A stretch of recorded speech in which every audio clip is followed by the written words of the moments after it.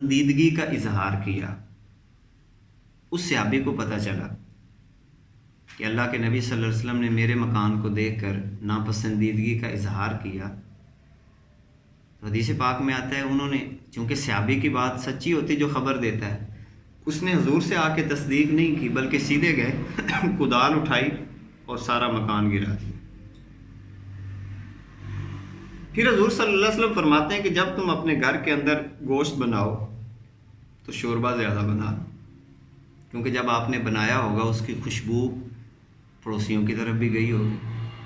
जब पड़ोसियों की तरफ गई है तो सीधी सी बात है, उनके दिल में अगर उनके घर नहीं पका तो चूंकि ये तासीनियात के दर्जे का आप खाना बना रहे हैं, तो लिहाजा तासीनियात के दर्जे में फिर उन लोगों को भी कोशिश करें, शामिल करें जिनके घर में नहीं बन रहा, अगर अल्लाह ने आपको दिया है तो।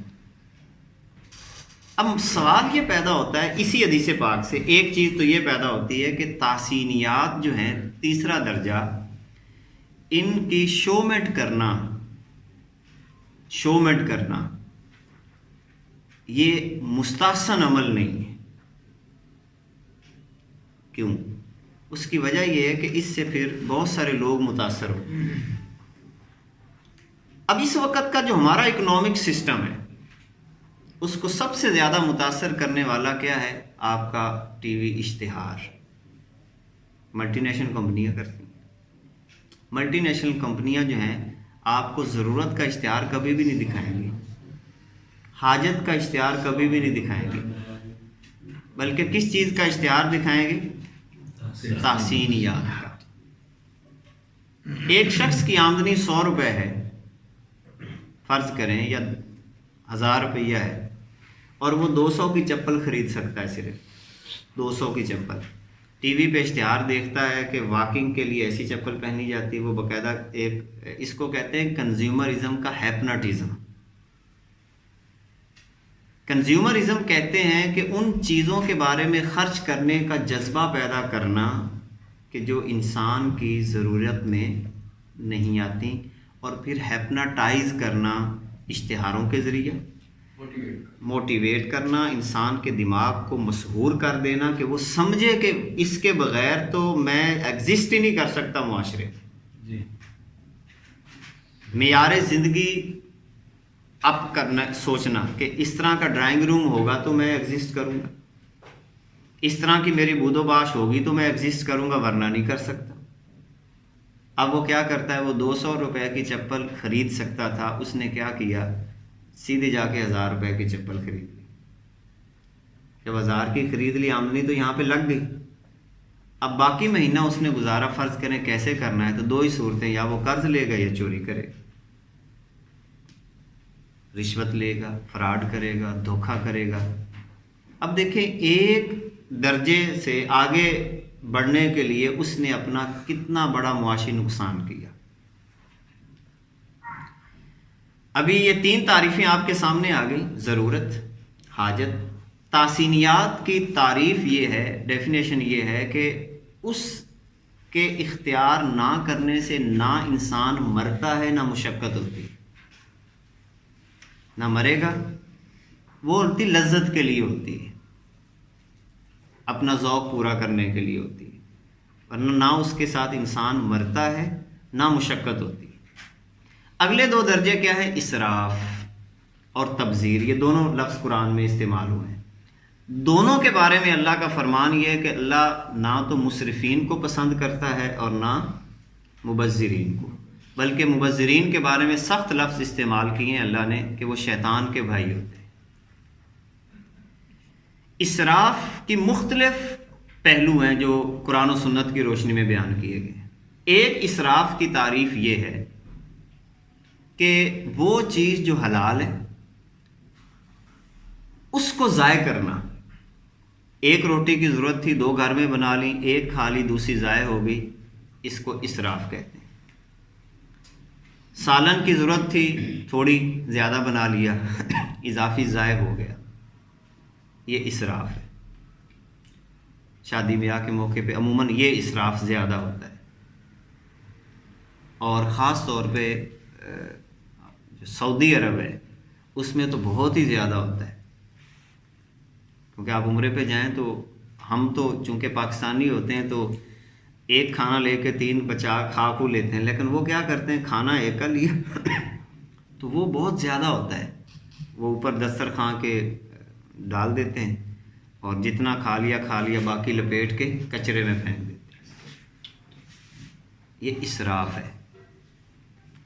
एक इसराफ की तारीफ़ ये है कि हलाल चीज़ें जो हैं, जायज़ चीज़ें, वो इजाफ़ी कर लेना और फिर उनको ज़ाय कर देना। एक और तारीफ़ भी है इसराफ की, हर वो चीज़ जो हराम तो नहीं है, यानी शरीयत उन पे हराम का फतवा नहीं लगाती कि ये हराम नहीं है, लेकिन वो चीज़ इंसानी जिस्म को नुकसान पहुंचाती हो।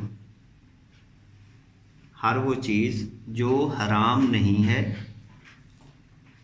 लेकिन उसका इस्तेमाल इंसानी जिस्म को नुकसान पहुंचाता है, उसमें जदीद मिसालें जो अगर मैं दूं आपको, कोल्ड ड्रिंक्स हराम नहीं हम कहेंगे क्योंकि इसके ऊपर कोई हुर्मत की वाज़ेह दलील नहीं है। फास्ट फूड है, मगर ये जिस्म को नुकसान ज़रूर पहुंचाता है। एसी, गर्मी में एसी। हाँ, उसके ये आगे ठीक, ये बाद में हम सवाल जवाब, ये सवाल अभी जहन में रखते थे, इंशाल्लाह इसके ऊपर हमने सारे कंसेप्ट क्लियर करने। अच्छा, अब ये तारीफ़ जो हमारे सामने आ रही है कि हर वो चीज़ जो इंसानी जिस्म को नुकसान पहुंचाए। अब नुकसान का लफ्ज़ ज़हन में रखना है, नुकसान। तबीयतें भी मुख्तलिफ हो सकती हैं, इसको भी, इसमें भी थोड़ा सा आगे हम बढ़ेंगे।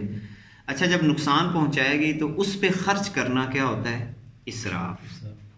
कोल्ड ड्रिंक्स हैं, सिगरेट वगैरह है, या इस तरह की हराम नहीं है मगर हम उन पे पैसा खर्च करते हैं, नुकसानदेह जो नुकसान। इसलिए बाद ने ये लिखा है, नफ़े का जो उसूल लिखा है कि नफ़ा भी दो तरह का होता है ना, एक है दुनियावी नफ़ा, एक है उखरवी नफ़ा। और दुनियावी नफ़े की भी दो सूरतें हैं। एक नफ़ा कौन सा है कि जो दुनिया का ही नफ़ा है, आखिरत में उसका कोई नफ़ा नहीं है। और एक नफ़ा ऐसा है जो दुनिया का भी काम करें मुझे मगर आखिरत में उसका नफ़ा हो। जैसे आप तिजारत इसलिए करें कि आप अपने घर का चूल्हा जलाने लगे, तो अब आपका ये क्या हो जाएगा, ये आपको आखिरत में भी नफ़ा देगा, आखिरत में भी इसका आपको नफ़ा होगा। तो बहरहाल इसराफ की एक तारीफ़ कि हर वो चीज़ जो इंसानी जिस्म को नुकसान पहुँचाए उस पे खर्च करना इसराफ। तब्ज़ीर, तब्ज़ीर अगला दर्जा है हराम चीज़ों पे जिसको शरीयत ने ममनू करार दिया है, उस पे पैसा खर्च करना, इसको तब्ज़ीर कहते हैं। मिसाल के तौर पर बेहयाई है, इसको शरीयत ने ममनू करार दिया है। फहाशी है, इसको शरीयत ने ममनू करार दिया है। लिहाजा फहाशी पे पैसा खर्च करना, बेहयाई के किसी मजलिस पे पैसा खर्च करना जिसको शरीयत ने ममनू करार दिया है, उस पे जब इंसान पैसा खर्च करता है तो इसको तब्ज़ीर कहते हैं। बज़र से है लफ्ज़ तब्ज़ीर, बीज के छिड़कने को कहते हैं।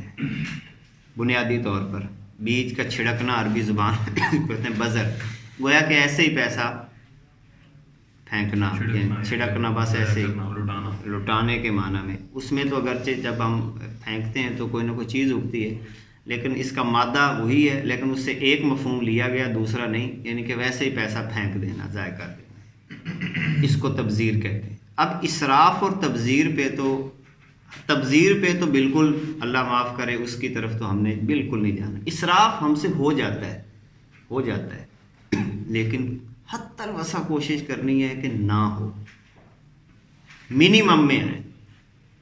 आहिस्ता आहिस्ता ये प्रैक्टिस में आ जाएगा। शुरू में मुश्किलात भी आती, दोस्त अब आप बात भी, मसलन टेबल पे कोल्ड ड्रिंक ना पड़ी हो तो कहते खाना ही मुकम्मल नहीं, मेहमान को पेश ना की जाए तो वो परेशान हो जाता है कि, हालांकि देखें कोल्ड ड्रिंक 80 रुपए की, 100 रुपए की एक बोतल आती है, आप उसकी बजाय अगर दूध ले आते हैं घर में गर्मियों के मौसम में, तो उससे कितनी कच्ची लस्सी बन जाएगी। तो आप मेहमान को कच्ची लस्सी पिलाएं, अब देखिए मैं तो ऐसे ही करता हूँ, इन कोल्ड ड्रिंक की बजाय मेहमानों को लस्सी से सर्व किया जाता है। दही ले ले, उसकी कच्ची लस्सी, अब इसका फ़ायदा भी है और लज्जत भी इसमें ज़्यादा है, नुकसान भी नहीं है। तो तहजीबी जो चीज़ें होती हैं इनको भी कन्वर्ट करने से बहुत सारी रिवायात आगे मुंतकिल होती हैं। अच्छा, अब कर्ज के बारे में जो मैंने आपको उसूल बयान किया कि कर्ज हम कब ले सकते हैं। पहली बात तो ये है कि ज़रूरत पूरी ना हो रही है, मेरे पास मकान ही ना हो, दर बदर की ठोकरें खा रहा हूँ, कोई बन ही नहीं रहा, तो अब मैं मुनासिब मकान बनाने के लिए कर्ज ले सकता हूँ। नंबर 2, कपड़े हैं ही नहीं, जैसा सर्दी आ गई, कोई ऐसा लिबास नहीं कि सर्दी से आप ठिठर जाएंगे, मर जाएंगे, तो अब शरीयत कहती है कि आप कर्ज ले लो। फिर कहाँ पे कहती है कि रोटी नहीं मिल रही, खुश्क रोटी, चौपड़ी हुई नहीं, क्योंकि सालन की जो तारीफ़ है शरई तौर पर, हर वो चीज़ जो आपकी रोटी को नरम करती है उसे सालन कहते हैं। हमारे यहाँ जब लफ्ज़ सालन बोला जाता है तो एक ख़ास चीज़ सामने आती है कि उसको बाकायदा प्याज डाले जाएंगे, कोई चीज़ पकवान होगा। हुज़ूर ने फरमाया सिरका बेहतरीन सालन है, ये हुज़ूर का फरमान है। जैसे अचार है, ये भी एक सालन है। ये जो हम घी लगाते हैं रोटी के ऊपर, रोटी पे घी लगाते हैं, ये भी सालन है। अब हम जब सुबह घरों में इस्तेमाल करते हैं तो कितने सालन होते हैं, घी भी है, दही भी है, अचार भी है, बाकी चीज़ें भी हैं, असल सालन भी है, असल सालन जिसको हम कहते हैं वो भी है। तो जब हम इन चीज़ों को इस अंदाज में देखेंगे, बाकायदा लिस्ट बनाएंगे कहाँ कहाँ पे मैं ज़्यादा खर्च कर रहा हूँ। हमारे यहाँ फिर इससे आगे मसला ये है कि अगर मेरी आमदनी इतनी है कि मैं साल में सिर्फ एक आधा सूट या 2 सूट जो तासीनियात के दर्जे में आते हैं वो ख़रीद सकता हूँ, लेकिन हमारी रूटीन ये है कि जैसे फंक्शंस होते हैं, ईद उल फितर पे अलग सूट, शादी बाद में आ गई, फिर एक सूट नहीं, ख़ास तौर पे ख़वातीन, सुबह उठने का अलग सूट है, सूटें अलग है। ये तो मैं अब सुबह पहना तो मैं अब मेहंदी पे पहने अच्छा लगूँ, उस वक़्त एक नया सूट, वो भी कीमती और लेने भी तासीनियात के दर्जे के, ज़रूरत के दर्जे के भी नहीं लेने, जो बाद में इतने पहने भी नहीं जाने। फिर उसके बाद आ गया जी फ़लाँ सूट है, फ़लाँ सूट है, ये सारे ले लिए। आमदनी मर्द की थी इतनी कि वो साल में 2 सूट खरीद सकता था, तो उसने क्या किया, क्या करेगा वो, शायद साहब कर्ज तो देना चाहिए यार, शादी आ गई है भुगतनी। और हमारे यहाँ आपने देखा होगा कि एक शादी का कर्ज वो पूरी नस्ल देती है। आमदनियाँ थोड़ी हैं और ख़र्च हमने उससे, ये इस तरतीब से हम खर्च नहीं करते। हम इसको यूँ समझते हैं कि शायद हमारा मेरिट ऑफ लाइफ नीचे चला जाए, हालांकि ऐसा नहीं है, बिल्कुल नहीं है। मैं जितनी भी चीज़ें आपके सामने अर्ज कर रहा हूँ सिर्फ थ्योरिकल नहीं, मैंने ये जितना भी नज़रिया है ये सन 2009 के अंदर पढ़ा, और 2009 से भी पहले कुछ तख़य्युलाती चीज़ें थीं, उसके मुताबिक मैंने चलना शुरू किया। फिर 2009 में पढ़ा, बाकायदा अमली तौर पर इस नज़रिए को अपनाया, बिहम्दिल्लाहि ताला, जिसको कहते हैं फ्री ऑफ टेंशन ज़िंदगी, टेंशन फ्री ज़िंदगी, मुआशी हवाले से कभी कोई परेशानी नहीं आई, पानी के साथ रोटी खाइए बिहम्दिल्लाहि ताला।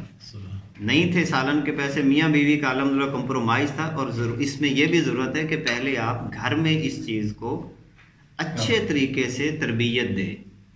घर में तरबियत नहीं देंगे, आपकी थ्योरी सारी आपके मुंह में मार दी जाएगी। जो मर्जी फिलोसफर आप बनते फिर पहले घर वालों को तैयार करें, और उसका एक ही तरीका है कि आप खुद टाइम दें, बैठें, जो सीरत ने हमें बताया है, सबसे पहले आप पर बीवी एतमाद करे। अब होता क्या है, हम तो बाहर होते हैं अमूमी तौर पे, तो घर में क्या है, टेलीविज़न है, इश्तिहार वहाँ से देखती हैं, वहाँ शादियाँ भी हो रही होती हैं और सारे मामलात हैं, और वो सारा चीज़ें गेन कर रही होती हैं। जब आप जाते हैं तो वो लिस्ट आपके सामने होती है, भाई ये करना है। मैंने 10 साल एक चप्पल इस्तेमाल की, जब इस सिस्टम को 10 साल वही चप्पल शादी में पहन के जा रहा हूँ, वही चप्पल लाहौर भी अगर कहीं जाना है किसी भी जगह वही चप्पल है, बर्दाश्त किया। इन्ना माल उसरी युसरा कुरान का ज़ाब्ता है। और दीन का एक मिजाज है, ये भी थोड़ा सा समझे, दीन का एक ख़ास मिजाज है। सूरह अल अनकबूत का पहला जो स्टार्ट है अलिफ लाम मीम के बाद अल्लाह ने वहाँ पे दीन का मिजाज बयान किया। हमें इस मिजाज को समझने की ज़रूरत है। हम लग गए हैं खुशखबरियों के पीछे ज़्यादा, या हम कहते हैं कि सब्ज़ बाग को